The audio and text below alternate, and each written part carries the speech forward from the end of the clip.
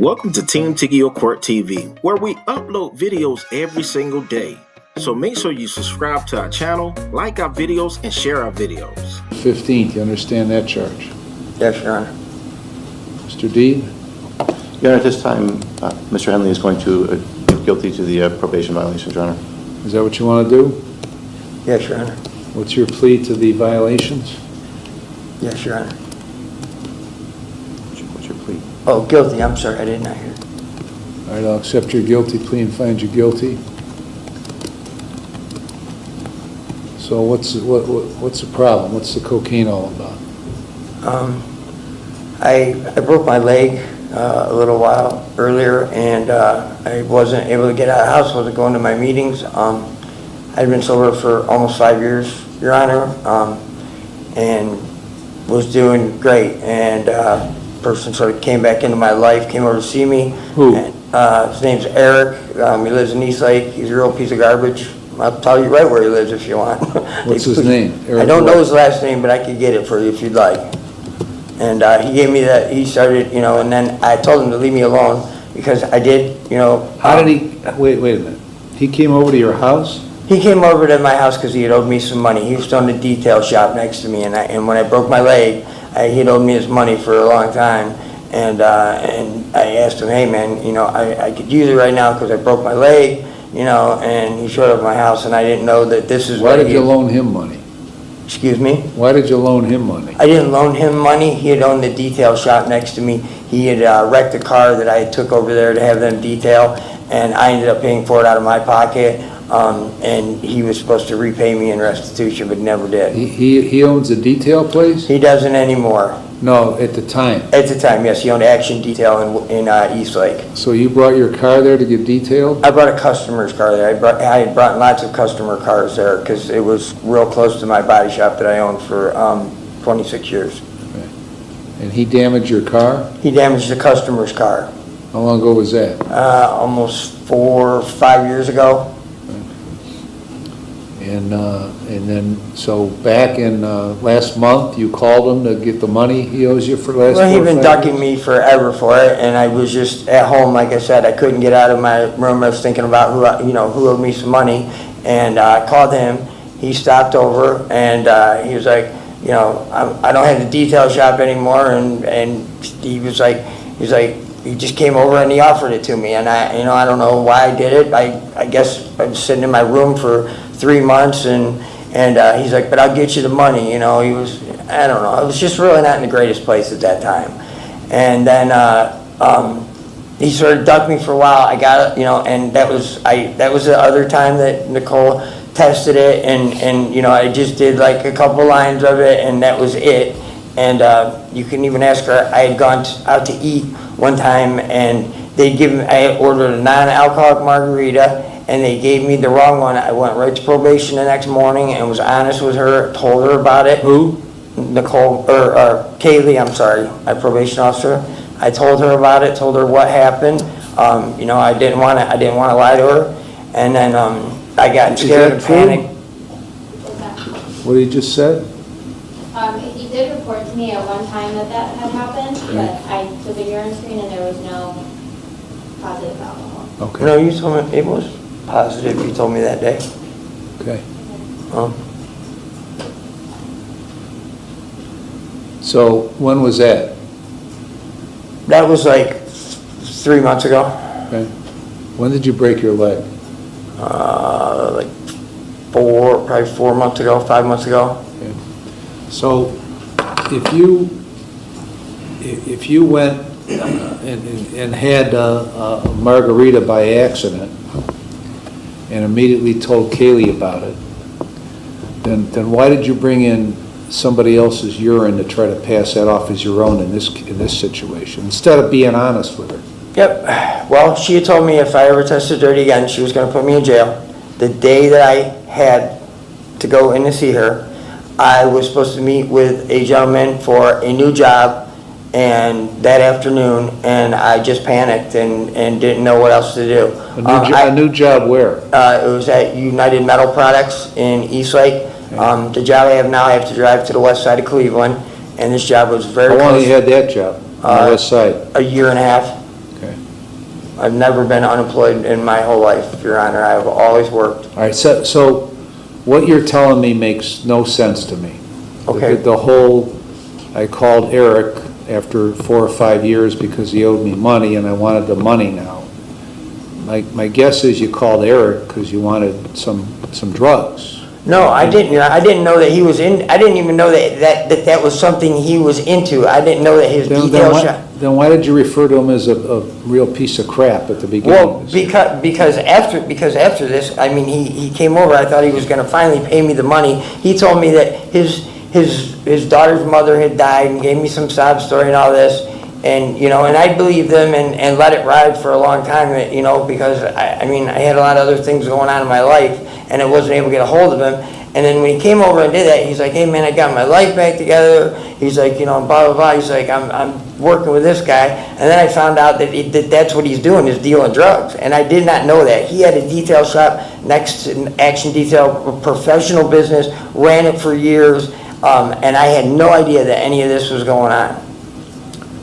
And then he came over and put drugs, he dropped them off in my car and said, this is all I can pay you right now. And I had the drugs, and I should have just thrown them away, but I did them, and that's where it ended. And you're telling me you've been sober for 5 years? Yes, I have, Your Honor. And so how did you manage to stay, if that's true, how did you manage to stay sober for 5 years? I have a great support group that's behind me. If you look, every time, the times I was arrested, I mean, they gave me a urine sample every time. I always tested clean, Your Honor. You know, this was something that happened that, you know, it just was like a perfect storm that came together. And I was honest with my family. What were the clouds that resulted in the storm? Just breaking my leg and But you were working, right? I couldn't work when I broke my leg. Okay. I couldn't work. Well, you were going for a job interview that day, right? Or after you tested? Yeah. That was just, you know, that was just me making a complete bonehead, stupid move and doing it. Was doing the drugs that he put in my car. All right, so I know it was a stupid bonehead. Yeah. That's a given. Okay? Yep. But if you had been sober for 5 years, like you're telling me. Well, my hold on. Okay, I'm sorry. Then you have the ability to resist the temptation of using drugs, right? Yes. Okay. And all of a sudden, this guy shows up after 4 or 5 years and puts some cocaine in your car, and you lose all your ability to resist at that point. I didn't lose all of it. I made the conscious decision to do it. It wasn't, you know, nobody forced me to do it. So the question is, why did you make the conscious decision to use it? I just was not thinking clearly, and just, you know, like I said. Right. Didn't you, your history of your criminal offenses suggests that you don't think clearly, okay? Because, hold on, because you've got, this case is a violation of a protection order, right? Yeah. And that was in, two of them actually, September of 23 and March of 24. In March of 23, you have another violating a protection order. 2 of them, 3 days apart in March of 23. You've got a resisting arrest and obstructing official business in November of 21. You got a domestic violence and going back to 07. So you've got a history of making bad decisions, right? Yes, Your Honor. Now, one of your terms of your probation is you did the decision points program. Did you complete that? Yes, I did, Your Honor. Okay. So when you were faced with the decision and you made the conscious decision to take the cocaine, that decision point program didn't do you any good. It did, Your Honor. Like I said, I just had some things that it all came down on me that were, and it was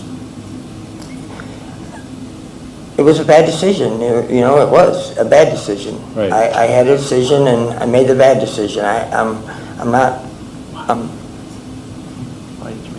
I made the bad decision just because, like I said, I had a lot of things that were just giving me a hard time, and I did work through them. I really did, and that's where I got into having the job interview and things. It looked like, finally I got back on my feet and stuff, and and then it was, that's why I made the bad decision to not go in and be honest with Kaylee and to use somebody else's urine, was because, I was like, God, I'm so close to getting this turned around and, getting out of this rut I was stuck in, and now I'm testing positive for cocaine, and I have this great job opportunity, and, I really need a chance here. A what? Really needed a chance here, at this job. It was a really great opportunity, and I still have it. If the woman that lives with me, she has lung cancer, and she just went into the hospital yesterday. And there's nobody there to take care of our 2 dogs now. I mean, how can you take care of her if you're getting high? It happened a couple times. I wasn't doing it all the time, Ron. I wasn't. I'm being completely honest with you. I screwed up a few times, and I was honest with my family. When were the other times? It was the time that he came over. Hold on. I'm sorry. Besides September 6th or September 9th, when were the other times you used? When he came over that other time, that was one other time I did it. What other time? When the Eric guy came over to my house the first time. When was the first time? I don't know the exact date, Your Honor. Okay. How was it, before September 9th or after September 9th? It was before September 9th. Okay. How many days before September? Oh, it was like probably a couple months before that. Why was he over your house now a second time? That was the first time he came over I asked him to bring me the money that he owed me. Okay, he didn't bring you the money. He didn't bring me the money. And then you asked him to come over again. I didn't ask him to come over again. Huh? I did not ask him to come over again. He just showed up on September 9th? He just showed up, and I didn't even know he was there. I went out to my car, and it was in the front seat of my car. You didn't know he was there? I did not know he was there. How do you know he left it there? Because he left a note with it. What did he say? Just said, I can't pay you the money right now. This is the best I can do. Did you show that to Kaylee? I did not. Okay. I'm having a hard time believing that. I'm not lying to you, Your Honor. I'm really not. This is what happened, and I told my family. They know everything. I told them. I said, hey, I screwed up. My family knows, that I struggled a few times in the past, and I had been doing great, Your Honor. I had, until I broke my leg and some things happened. And I really can do this. I really can. No, you can't. You can't. I can't. Okay, but you are.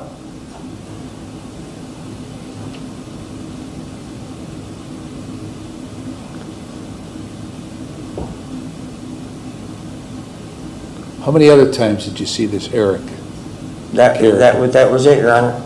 Just those 2 times? That was it. Okay. I mean, earlier in this conversation, it was only 1 time. Well, no, it was only 1 time I seen him. He came to my house once, and then I said he stopped over. That's where the drugs came from, from the dirty urine. How much did he owe you?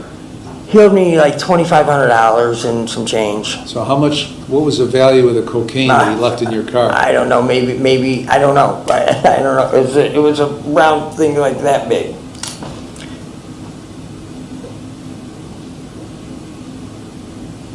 And like I said, he had owned a really good, reputable detail shop, and after this sort of started happening. Very reputable if he damaged your customer's car and then didn't pay for it, well, right? and I understand, that's what I'm saying. It went downhill, and I did not know all this since I had closed my shop and went to work for Carvana and stuff. I didn't know that all these things had happened with him. I really didn't. He wasn't like, the only reason that we knew each other was because his detail shop was very close to my body shop. Where did you do your mental health evaluation? At Signature Health. And what did they recommend after you had it? They didn't recommend anything, just to continue with, my meetings and stuff that I was going to. How many meetings were you going to? 3 to 4 a week. How many are you required to go to? None. Dave Herman is my sponsor. He's been sober for 45 years. Kaylee, how long has he been in jail on this? For 24 days, Your Honor. Okay.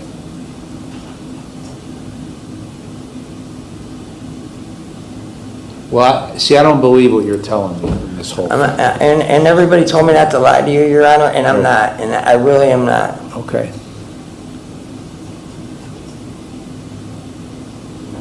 Well, I don't believe it.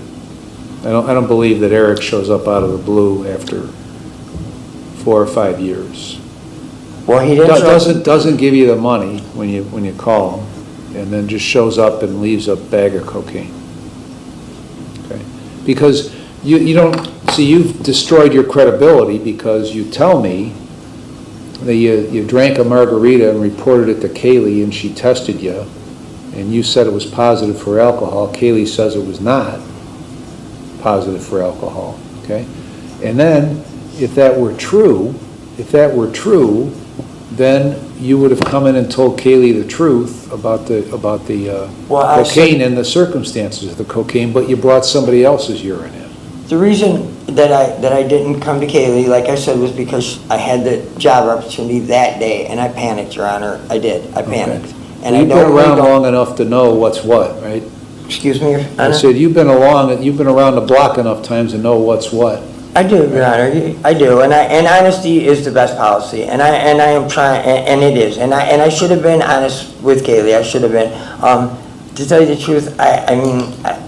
That's kind of showing a lot of disrespect to her. It is, assuming she's too stupid to realize that you were bringing in somebody else's pee. I know, and I apologize, Kaylee. Mr. Deeb? You know, I think the difference between the reporting is one was an accident that was something he didn't control, the other one was something he consciously did. But I think this happened. But the problem is Kaylee says that she tested it, it didn't show alcohol. He expected it to be alcohol. He expected it to be positive. She said it was. When she came back after she tested it, she definitely tested positive for alcohol. Given the situation where he was in life and things were going down. She just told me that it didn't test positive for alcohol. You told me, Kaylee, you came back and said you tested. All right, go ahead, Tim. I'm sorry. Given everything that was transpiring in his life, I think there were a lot of contributing factors that in all likelihood wouldn't happen again. And I think he just needs to get back to his meetings and maintain his sobriety. Obviously, the people, places, and things, a person came back into his life. Those are things he needs to avoid. Well, all these things that came together, all I've heard about was these dark clouds was he broke his leg.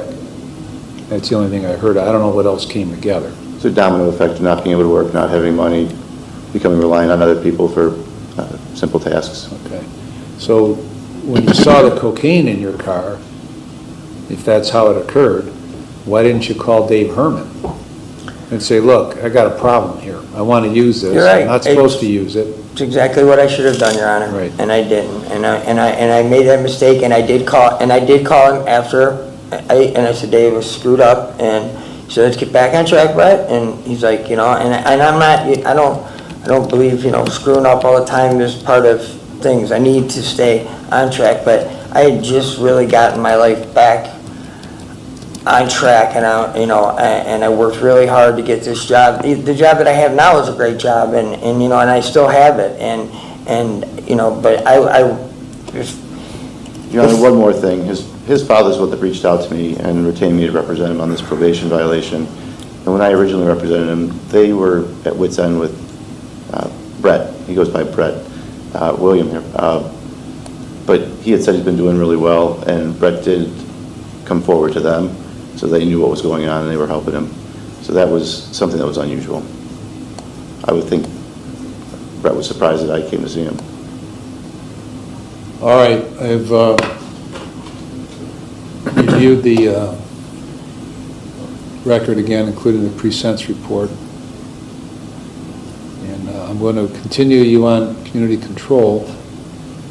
You're going to serve 60 days in jail with credit for 24. And all the other terms that I ordered back in November of 24 that have not yet been completed remain in effect. So that's the penalty, 60 days in jail. I'm not going to send you to NeoCat because it seems like you're not you tell me you completed decision points, which was the point of not sending you a NeoCap in the first place, and it didn't work. But look, if you want, you got 4 more years of probation with me, okay? If you want to continue to screw around, then you're going to continue to screw around. But I won't, Your Honor. the next step in the process is not NeoCap. The next step in the process is prison for the remainder of whatever's left of those 12 months, okay? Because if what you're telling me is true, all right, you know what to do, you knew it was wrong before you did it, but you did it anyway, that tells me if you come back here again, you're not interested in doing this stuff. So the only other avenue is to send you to prison for 12 months. You understand that? Yes, Your Honor. Anything else, Ms. Warren? No, Your Honor, thank you. Mr. Deeb? No, Your Honor, thank you. All right.